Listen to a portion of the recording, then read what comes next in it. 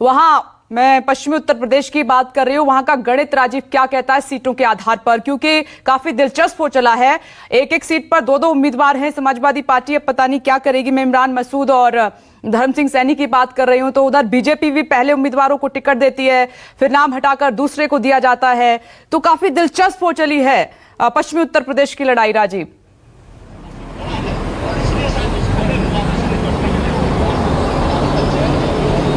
देखिए विपनेश, चुनाव में ये होता रहता है, टिकटों का मिलना कटना होता रहता है। पहले भी चुनाव में हुआ, लेकिन उत्तर प्रदेश के, पश्चिमी उत्तर प्रदेश की जो पहले चरण की सीटों पर मतदान हो रहा है वो कई मामलों में अगर आप देखेंगी तो पिछले कई चुनाव से अलग है। जैसे आपने धर्म सिंह सैनी का नाम लिया, वो नकुड़ विधानसभा क्षेत्र से 4 बार विधायक रहे, सहारनपुर की वो सीट है। और पिछला चुनाव अगर आप देखें तो उन्होंने इमरान मसूद को हराया था। एक दिन मैंने और ये बात कही थी, इमरान मसूद और धर्म सिंह सैनी एक ही सीट से लड़ते थे। जैसे ही इमरान मसूद ने इस बात का ऐलान किया कि वो समाजवादी पार्टी में जा सकते हैं, और उसी समय स्वामी प्रसाद मौर्य, अगर आपको याद हो, उसी शाम स्वामी प्रसाद मौर्य ने ऐलान किया था और इस्तीफा दिया था। तब धर्म सिंह सैनी ने बाकायदा, मुझे मालूम है कि भारतीय जनता पार्टी के एक बड़े नेता से उनकी बात हुई और उसके बाद उन्होंने कहा कि आप वीडियो बयान जारी करो कि आप स्वामी प्रसाद मौर्य के साथ नहीं जा रहे हो।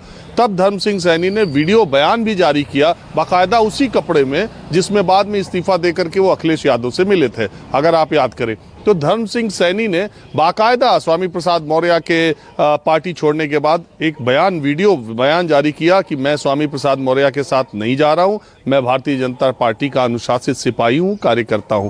क्योंकि उन्हें इस बात का अंदाजा था कि अगर इमरान मसूद समाजवादी पार्टी में जाएंगे तो पिछली बार उनको किसी तरह वो हरा पाए हैं, इस बार उनकी स्थिति मजबूत हो सकती है। वो मंत्री भी रहे हैं, एंटी इनकम्बेंसी का भी, तो उन्होंने तड़ातड़ ये फैसला किया कि अब बात यही है कि ये अपनी सीटों के लिए, अपने जनाधार के लिए, अपनी स्थिति को मजबूत करने के लिए ये लोग पैतरे बदलते रहते हैं। उनको लगा कि इमरान मसूद नकुड़ से आ जाएंगे तो दिक्कत होगी, तो उन्होंने खुद ही समाजवादी पार्टी का दामन 2 दिन बाद थाम लिया। अब दिक्कत क्या है, इमरान मसूद के एक भाई हैं, उन्होंने उसी दिन बसपा ज्वाइन की जिस दिन इन्होंने सपा ज्वाइन की। अब इमरान मसूद नकुड़ विधानसभा लड़ना चाहते हैं, धर्म सिंह सैनी वहाँ से सिटिंग विधायक हैं और मंत्री भी हैं, बड़ा नाम है, और वो छोड़ करके आए हैं, पिछड़ों के बड़े चेहरे इस इलाके के माने जाते हैं, सैनी मौर्य कुशवाहा समाज के नेता के तौर पर माने जाते हैं। तो अब सुनने में आ रहा है कि इमरान मसूद अब समाजवादी पार्टी छोड़ भी सकते हैं, क्योंकि उनको नकुड़ से चुनाव लड़ना है। अब उनको दूसरी जगह कहाँ एडजस्ट किया जाए, दूसरी किस सीट पर ले जाया जाए, ये सब सिरदर्द अखिलेश यादव के लिए है। लेकिन जहाँ तक आपने सीटों की लड़ाई की बात की थी, इसमें कोई दो राय नहीं है, और मेरी इस बात से पैनल में बैठे लोगों को भी ऐतराज नहीं होगा। वो मानते होंगे कि जाट और मुस्लिम मतदाता, अगर नोएडा से लेकर, नोएडा की 3 सीटों पर गुर्जर मतदाताओं की संख्या ज़्यादा है, और यहाँ बीजेपी और बीएसपी के अलावा कभी समाजवादी पार्टी का खाता भी नहीं खुला है। लेकिन अगर आप गाजियाबाद को छोड़ दें, मेरठ से शुरू करें और सहारनपुर तक जाए, मेरठ, बागपत, शामली, मुजफ्फरनगर, सहारनपुर, ये 5 जिले ऐसे हैं, 5-6 जिलों में अगर जाट और मुस्लिम मतदाता एक साथ इकट्ठा हो जाएं तो फिर बहुत ही तगड़ा गठजोड़ होता है, कम से कम 50% सीटों पर। जाट मतदाताओं को, 70% जाट मतदाताओं को तोड़ने में बीजेपी पिछले 3 चुनाव में कामयाब रही थी। किसान आंदोलन की वजह से उसे डर लग रहा था कि किसान जाट वोट, उसका वोट बैंक खिसक सकता है, और एक डर ये भी लग रहा था कि किसान आंदोलन के बहाने एक मंच पर जाट और मुस्लिम आ गए हैं, और अगर कहीं बड़ी मुश्किल में इनमें गैप हुआ है, अगर कहीं ये एक जगह हुए तो बीजेपी के लिए चिंता की बात होगी। और ज़मीन पर जो मैं जा कर के देख रहा हूँ, मुझे कहीं कहीं जाट और मुस्लिम मतदाता एक मंच पर आते दिख रहे हैं, जो बीजेपी के लिए बहुत बड़ा सिरदर्द हो सकता है। समीर जी, मैं इसी पर आपसे जवाब लेना चाह रही हूं, क्या ये बहुत बड़ी चुनौती है, क्या ये बहुत बड़ी टेंशन है बीजेपी के लिए कि अगर जाट और मुस्लिम मतदाता पश्चिमी उत्तर प्रदेश में एक साथ आ गए तो फिर बीजेपी के लिए इस बार बहुत बड़ी मुश्किल होने जा रही है, इसलिए दिल्ली में मंथन बार बार हो रहा है। क्या इस बार समीकरण बदल गए हैं, 2017 की तरह नहीं है पश्चिमी उत्तर प्रदेश में, क्योंकि सामने अखिलेश यादव हैं तमाम साथियों के साथ? नहीं, देखिए विपनेश जी, अभी मैं सुन रहा था, राजीव जी को भी सुन रहा था, कुमार गौरव जी। इस बार हमारे लिए परिस्थिति और अच्छी हुई पश्चिमी उत्तर प्रदेश में। हमारी सरकार ने किसानों के लिए काम किया है, हमारी सरकार ने गुंडा अपराधियों, माफियाओं पर जेल भेजने का काम किया है और कानून का राज स्थापित किया है। इन सब चीजों को लेकर किसानों के सवाल पर, चाहे उनका गन्ना मूल्य भुगतान रहा हो, चाहे बिजली का सवाल रहा हो, ऐसे बहुत सारे मुद्दे हैं जिस पर पिछली बार से 2017 से 2022 में हमने काम करके अपनी स्थिति अच्छी बनाई है। दूसरी तरफ समाजवादी पार्टी को आप देखेंगी तो उनका पहले नंबर का कैंडिडेट गैंगस्टर के तहत जेल जाता, अंतिम कैंडिडेट जिसको उन्होंने घोषित किया है अब्दुल्ला आजम, वो बेल से बाहर आता। तो जिस समाजवादी पार्टी को हम कहते थे कि ये गुंडा राज और अपराध के भरोसे राजनीति में आना चाहते हैं, वो पहली सूची से उनके दिखाई दे रहा है। और पहली सूची आने के बाद पश्चिमी उत्तर प्रदेश के उन जिलों में समाजवादी पार्टी के खिलाफ किस प्रकार का माहौल है, किस प्रकार की परिस्थितियां हैं, वो सामने दिखाई दे रहा है। मैं इतना जरूर कहूंगा कि समाजवादी पार्टी का चेहरा बेनकाब हो गया। समाजवादी पार्टी की प्राथमिकता में चाहे वो नाहिद हसन हो, चाहे मदन भैया हो, चाहे अब्दुल्ला आजम हो, ऐसे बहुत सारे नाम सूचियों में आए हैं जो पलायन के लिए जिम्मेदार है, जिन्होंने पलायन कराया था। कोई भारतीय जनता पार्टी की सरकार में इनके खिलाफ लंबे चौड़े मुकदमे दर्ज नहीं हुए। ये पिछली सरकारों में भी पलायन कराते थे और पश्चिमी उत्तर प्रदेश का नौजवान, गरीब, किसान, मजदूर ये नहीं चाहेगा कि फिर से उत्तर प्रदेश के अंदर पलायन हो, फिर से उत्तर प्रदेश के अंदर अपराध बढ़े, फिर से उत्तर प्रदेश का विकास रुके, फिर से उत्तर प्रदेश के किसानों की तरक्की रुके।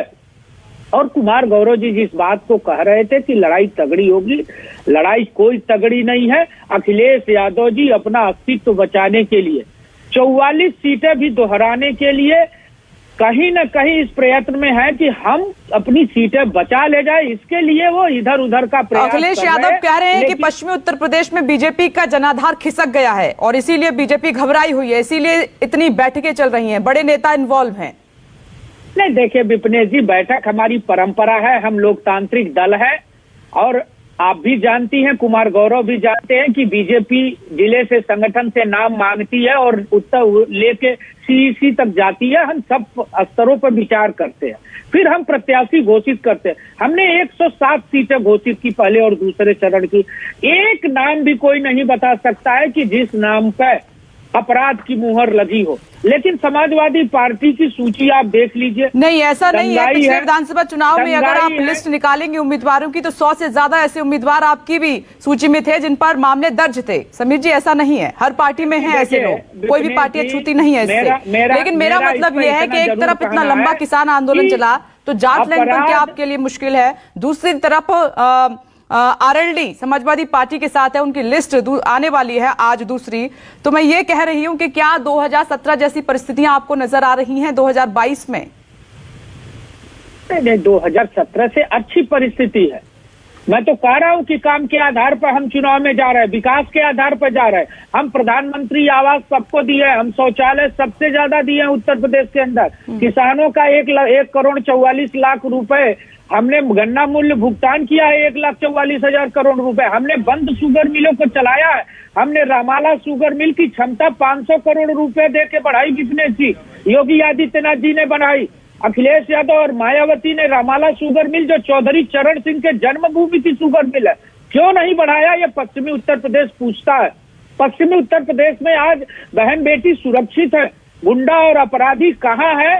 अखिलेश जी को बुल और बुलडोजर क्यों दिखता है? क्या कसाई और अपराधियों के समर्थक है अखिलेश जी? कहते हैं कि बुल और बुलडोजर से डर लगता है, किसके लिए डर लगता है? अखिलेश जी किसका नेतृत्व कर रहे हैं?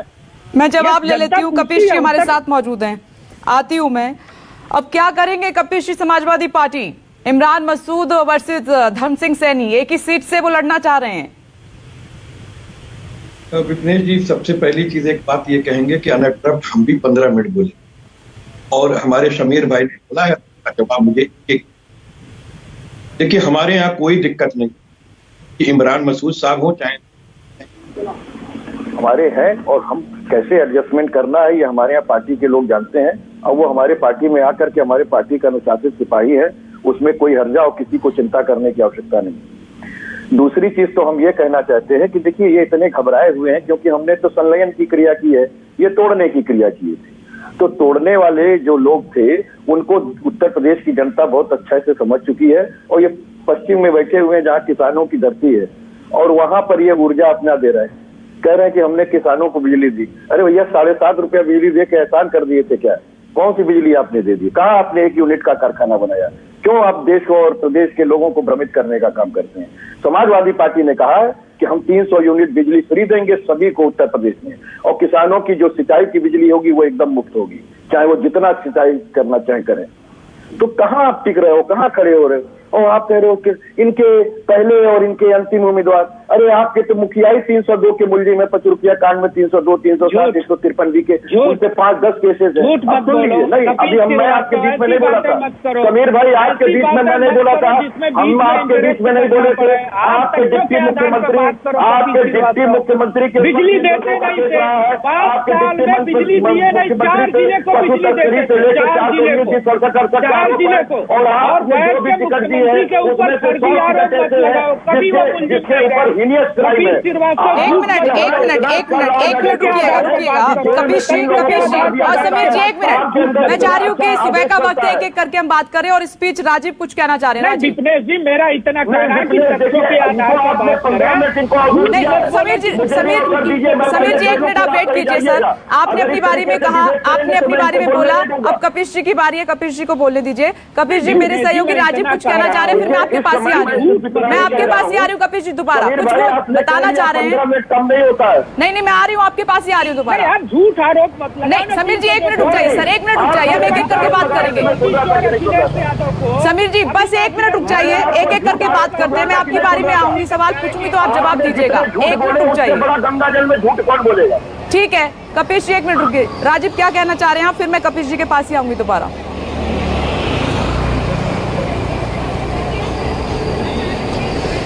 देखिए, मैं विपनेश सिर्फ एक बात कहना चाहता हूँ, ये राजनीति है और इसमें ये कहने की कोशिश कि मेरा दामन तुमसे ज़्यादा साफ है, ये कहने की कोशिश या दावा किया जाता है, लेकिन दरअसल बात ऐसी है नहीं। जो आजम खान 9 बार के विधायक, 1 बार लोकसभा सांसद, राज्यसभा सांसद, जो 2 बार शायद लोकसभा सांसद, राज्यसभा सांसद, 9 बार के विधायक, 4 बार के मंत्री, जो माननीय सांसद, माननीय मंत्री रह चुके हैं, वो एक सरकार आती है तो लगातार जेल में रहते हैं। उनके बेटे विधायक हैं, वो जेल में हैं। बहुत सारे ऐसे लोग हैं जो सरकारों के बदलने के बाद जेल में चले जाते हैं। जब मायावती की सरकार थी तो यही राजा भैया जेल में इतने लंबे समय तक थे, और जैसे ही सरकार बदली वो माननीय मंत्री, जेल मंत्री हो गए, कैबिनेट मंत्री हो गए। और उन्हीं राजा भैया के यहाँ जब राज्यसभा का वोट पाना था तो पीयूष गोयल जो केंद्रीय मंत्री हैं भारतीय जनता पार्टी के, वो उनके घर गए और भारतीय जनता पार्टी के उम्मीदवार को उन्होंने वोट दिया। तो जब जिसकी अभी जब खुदा न खास्ता ऐसा हो कि 2, 4, 5, 7 सीटों की ज़रूरत पड़े तो उसी राजा भैया के घर भारतीय जनता पार्टी के लोग भी और अखिलेश यादव भी जाने लगे। तब राजा भैया इनके लिए अपराधी नहीं होंगे, तब बाहुबली नहीं होंगे। अपनी सहूलियत के इसी राजा भैया को राजनाथ सिंह ने अपने मंत्रिपरिषद में कैबिनेट मंत्री का दर्जा दिया, और उन्हीं राजा भैया को कल्याण सिंह ने कुंडा का गुंडा कहा जा करके कुंडा में। तो ये आप सहूलियत के हिसाब, मैं सबकी बातें कर रहा हूँ। राजा भैया का सहयोग सपा ने भी लिया है, भाजपा ने भी लिया है। भाजपा ने भी उनको मंत्री बनाया है और सपा ने भी मंत्री बनाया है। कमाल की बात है। लेकिन अभी जब बात होगी तो वो बाहुबली हो जाएंगे, अभी अपराधी हो जाएंगे। जब इनको जरूरत, मैं आपको दावे के साथ कह सकता हूँ, दावे के साथ, कि 403 विधानसभा सीटों में अगर एक सीट का रिजल्ट डिक्लेयर है तो वो कुंडा है, रघुराज प्रताप सिंह का है। तो रघुराज प्रताप सिंह की सीट क्लियर है, उसमें कहीं कोई दो राय ही नहीं है। मैं दावे के साथ कह रहा हूं कि 402 सीटों पर चुनाव हो रहा है, एक सीट पर चुनाव नहीं होना। तो लेकिन जो आदमी इतनी बार विधायक चुना जाता है, जो आदमी निर्दल चुना जाता है, उसको जनता चुनती है, तब आप कहते हैं नहीं वो तो माननीय विधायक हो गए, माननीय मंत्री हो गए। लेकिन जब सरकार सहूलियत वाली नहीं रहती है तो माफिया हो जाते हैं, वो जेल में चले जाते हैं। 9 बार के विधायक आजम खान को आपकी सरकार में जेल में डाल दिया गया। मैं बार बार कह रहा हूँ, सांसद रहे, राज्यसभा, कोई दूसरी सरकार आती है, अब यही आजम खान जब जेल से बाहर आ जाएं और ये सरकार मान लो पलट जाए तो यही माननीय मंत्री हो जाएंगे, तब यही पुलिस को लोग उनको सैल्यूट ठोकेंगे। तो ये सियासत के हिसाब से, चुनाव के हिसाब से अभी बीजेपी को सूट करता है तो नाहिद हसन, अतीक अहमद, मुख्तार अंसारी, आजम खान, अब्दुल्ला आजम, बस यही 5 चेहरे इस 80 जिले में और ये 22 करोड़ लोगों में माफिया या बदमाश या जेल के शिक्षों के भीतर दिखाई देते हैं। मैं बहुत सारे नाम ले सकता हूं, लेकिन चूंकि मैं ले सकता हूं कि जो इधर भी हैं। तो ऐसा चुनाव के समय ये आरोप लगते हैं और ये सूट करता है।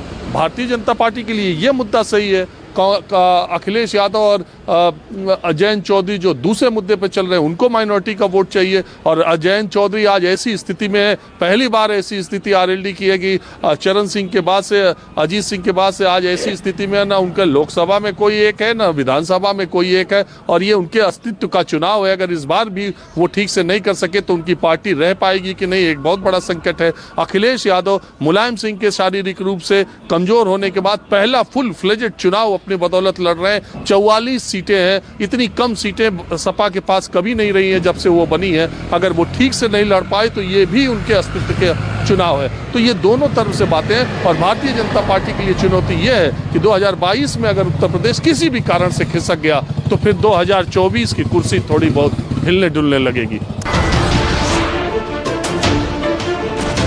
नमस्कार, मैं हूं मानक गुप्ता। अगर आपको हमारा ये वीडियो पसंद आया हो तो इसे लाइक और शेयर जरूर करें। और हां, हमें सब्सक्राइब और फॉलो करना ना भूलें ताकि आप देश और दुनिया की कोई खबर मिस ना करें। तो जुड़े रहिए हमारे साथ और देखते रहिए न्यूज़ 24।